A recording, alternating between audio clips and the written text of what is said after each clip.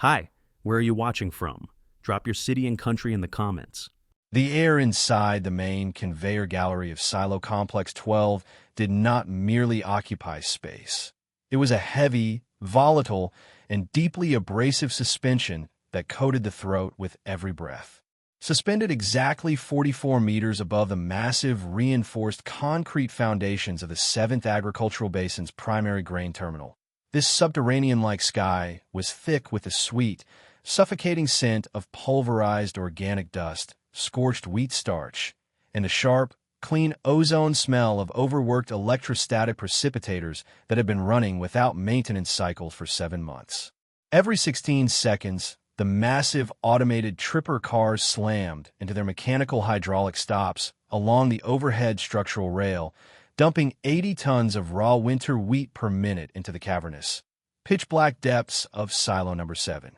The violent impact triggered a low, structural groan that vibrated through the rusted steel diamond plate, grating underfoot, a dull, rhythmic reminder of the literal mountain of dry matter shifting, compacting, and sliding in the darkness below. Walter Sterling stood at the extreme edge of the inspection catwalk, his gnarled, grease-stained hand resting lightly on the vibrating, cylindrical housing of the primary dust extraction cyclone. At 86 years old, Walter was an uncredited ghost inhabiting the massive, automated machinery of Apex Grain Logistics. He wore his signature canvas field jacket, a garment so heavily stiffened by decades of contact with machine grease, pressurized grain dust, and mineral seal oil that it could practically stand upright on the floor without a hanger. Behind him, a modern, slick telemetry junction box blinked with a sterile, hyperactive blue light, broadcasting millions of real-time data points per second to the corporate regional cloud infrastructure.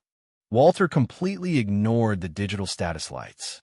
Instead, his eyes were fixed on a physical, analog glass thermometer inserted directly into the primary oil bath bearing housing of the main conveyor drive shaft.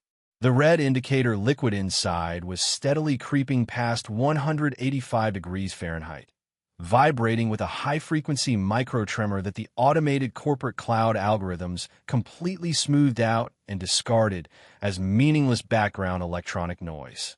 To the corporate data analysts sitting in the climate-controlled glass towers of the capital city, Silo Complex 12 was merely a highly efficient, high-performing pixel node on a regional logistics heat map. To hit the aggressive and unforgiving Q4 export quotas mandated by international buyers, Julian Vance, the 29-year-old regional operations director whose rapid corporate promotion was fueled entirely by his cloud-based resource allocation strategies, had pushed a global configuration firmware patch to the facility's localized SCADA systems. With a single click from his touchscreen terminal 300 miles away, Julian had accelerated the terminal's grain-drying thermomechanical cycles by 45%, simultaneously reducing the automated cooling dwell time to maximize overall terminal throughput. On Julian's centralized corporate dashboard, the entire facility shone in a flawless, triumphant neon green, registering a record-breaking processing rate of 12,000 bushels per hour. Walter, however, did not need a monitor or a digital dashboard to know that the complex was slowly transforming into a massive, concrete-walled fuel air bomb. He could taste it in the air, the distinct, bitter, acrid smell of organic caramelization cutting through the raw, dry grain dust. It was the unmistakable, terrifying chemical signature of localized pyrolysis occurring deep within the completely unventilated core of Silo 7. The accelerated drying cycle was leaving the internal core of the massive grain mass damp and structurally compromised, while roasting the outer husk to a brittle, hyperdry, and highly static state. This specific imbalance created a volatile, self-heating thermal mass prone to rapid, spontaneous biochemical combustion. The cloud-based moisture sensors, calibrated exclusively for surface average light reflectivity, remained completely blind to the subterranean thermal anomaly, reporting perfect operational equilibrium while a massive, suffocating hotspot was actively generating pyrophoric carbon at the very bottom of the concrete vault, buried under 90 feet of dead weight. The heavy, double-insulated steel access door to the conveyor gallery slammed open with a violent metallic crash that echoed through the thousands of square feet of open steel roof space. Julian Vance stepped onto the high catwalk, his crisp, immaculate neon-orange high-visibility corporate vest and polished composite-toe safety shoes looking completely out of place against the thick, velvety layer of gray grain dust that coated every beam, bolt, and pipe in the facility. He held a sleek, military-grade, ruggedized field tablet that cast a sharp, cold blue glare over his intensely frustrated features. "Sterling," Julian shouted, raising his voice to pierce the industrial, deafening roar of the tripper conveyors and the whine of the exhaust fans. The Regional Automated Logistics queue has flagged Silo 12 as a critical operational bottleneck for the third time today. Your manual override switch has held up the clearance of 3 massive grain hopper trains at the perimeter gate for over 3 hours. The central trading desk has already priced those specific shipments into the evening export metrics, and every minute those cars sit idle, the company is eating thousands of dollars in demurrage fees. Remove the manual lock and clear the digital manifest immediately. Walter did not turn around to face the young manager. He pulled a heavy, brass-handled pocket knife from the deep pocket of his canvas jacket and carefully scraped a small sample of dark, blackened dust from the lip of the cyclone discharge chute, rubbing it slowly and methodically between his rough, calloused fingers to feel the texture. The core temperature in Silo 7 passed 195 degrees 10 minutes ago, Julian. Your high-speed dryers are running far too hot, and the velocity of the air curtains is creating a massive static charge inside the ungrounded handling trunking. If you drop another 80 tons of uncooled wheat into that specific vault right now, the suspended dust concentration will hit the lower explosive limit within seconds. We aren't managing an agricultural grain asset right now, Julian. We are actively managing a fuel air explosive with a burning fuse. Julian let out a sharp, deeply patronizing laugh, tapping his tablet screen with a perfectly manicured finger to bring up a series of real-time diagnostic charts.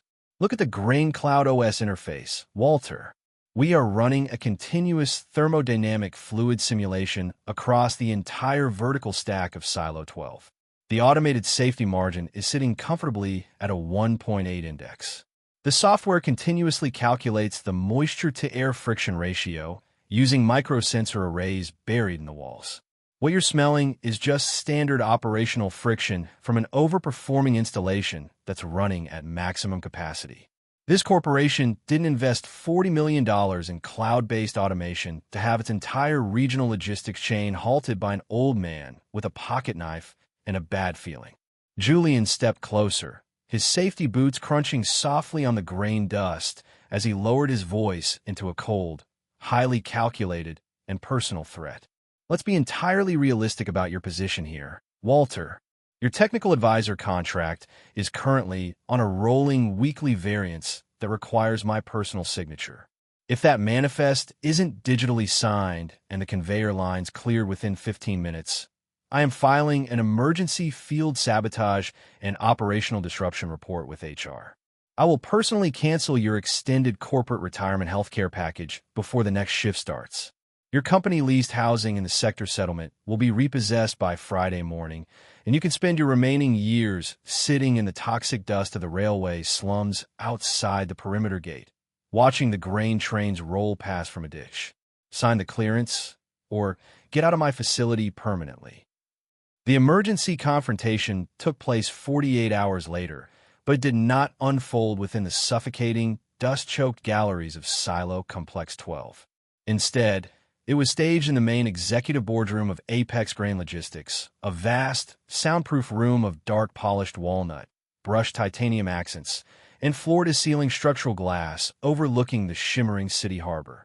The air inside was perfectly filtered, micro-chilled, and smelled faintly of expensive Arabica coffee and high-end leather upholstery, an environment intentionally designed to remain entirely insulated from the raw dirt, sweat, and heat of the agricultural sectors that funded the enterprise. Julian Vance stood confidently at the front of the long boardroom table, presenting a fluid, brightly colored three-dimensional visualization of Silo Complex 12 on the main digital display wall. Smooth, digital rivers of golden light flowed effortlessly through stylized blue cooling vents on the screen, accompanied by soaring bar graphs detailing the record-breaking profit margins of the Q4 acceleration program. Our real-time cloud analytics and sensor arrays confirm that the structural, mechanical, and thermal load of the accelerated handling profile falls safely within acceptable operational variances, Julian announced smoothly to the silent board of directors. The localized resistance we've encountered from legacy field personnel is purely a psychological barrier to automated optimization, a common symptom of workers failing to adapt to predictive algorithms. The heavy, soundproof double doors of the boardroom clicked open with a soft hiss. Walter Sterling walked into the room. He had not changed out of his dust-covered canvas field jacket, and with every heavy, deliberate step he took, a faint, ghostly puff of gray grain dust drifted from his worn leather boots onto the pristine, snow-white wool carpet. The executives shifted uncomfortably in their ergonomic leather chairs, visibly startled and offended by this sudden intrusion of raw, unrefined industrial reality into their sterile corporate sanctuary. Walter walked directly to the head of the massive table where Julian stood. Without saying a word to the directors or the young manager, he opened a heavy, stained canvas sample bag he had slung over his shoulder and dumped a massive, solid, and incredibly ugly object directly onto the polished walnut surface. The impact was heavy, dense, and violent, leaving a greasy, pitch-black streak across the expensive wood veneer. "That," Walter said, his voice low, gravelly, and carrying an absolute weight that immediately silenced the room, "is a 3-pound clinker of pyrolyzed, fused grain mass. I dragged it out of the manual inspection clean-out port at the base of Silo 7 exactly 90 minutes ago." The object was horrifying to look at, a fused, blackened lump of caramelized wheat that looked more like volcanic obsidian than agriculture, its blistered surface bubbling with a sinister, greasy tar and smelling intensely of carbonized charcoal and burnt, toxic sugar. It was the undeniable physical heart of a hidden, spontaneous combustion core. Your grain cloud software didn't register this because your digital sensors are infrared optical scanners mounted exclusively at the top of the silo bins, calibrated to read the surface layer for volume. Walter continued, pointing a cracked, grease-stained finger directly at Julian's beautiful golden 3D models. But raw grain is a near-perfect thermal insulator.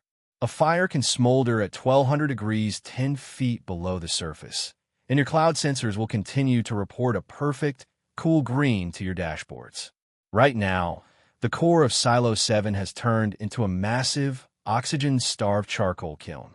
The moment you open the bottom discharge gate to load those hopper trains at the gate, you will draw fresh air down through the grain column like a bellows. The oxygen will hit that pyrophoric carbon core, and the resulting dust explosion will blow the concrete walls off this entire terminal before your software can even register the drop in voltage. Julian's face turned an ash-gray color, his manicured fingers twitching violently against the bezel of his tablet as he tried frantically to bring up a counter-argument or a diagnostic override. This sample is entirely unverified. There is no registered thermal exception anywhere in the facility's master digital logs. This is an unauthorized mechanical intervention designed purely to disrupt corporate strategy and protect an obsolete job description.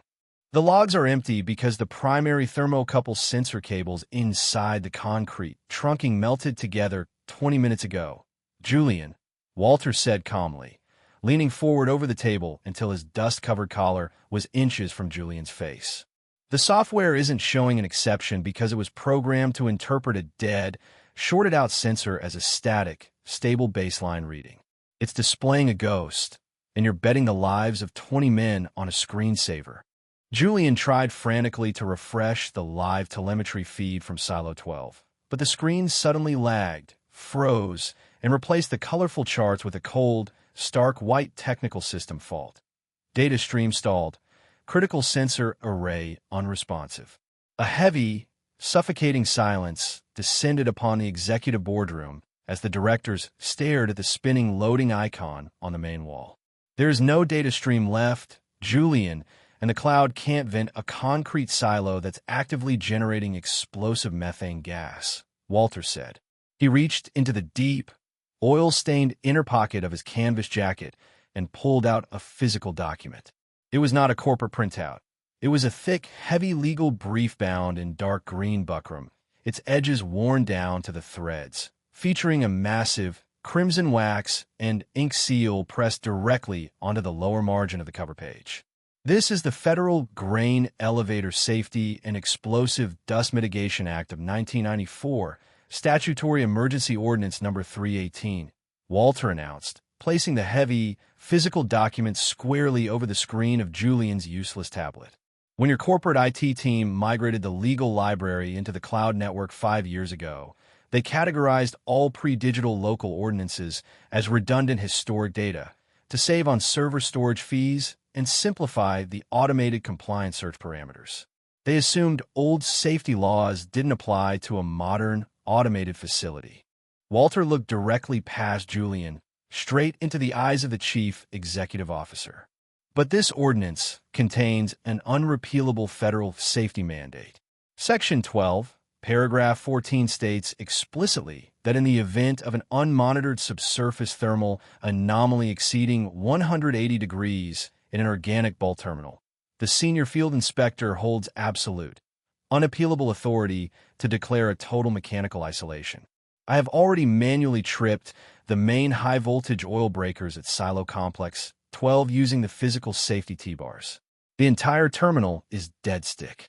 The conveyor belts are mechanically locked, the hopper trains are frozen, and under federal law, because this hazard was caused by the deliberate bypassing of physical safety inspections, all export licenses for Apex Grain Logistics within this entire agricultural sector are immediately suspended pending a complete physical teardown and excavation by federal engineers.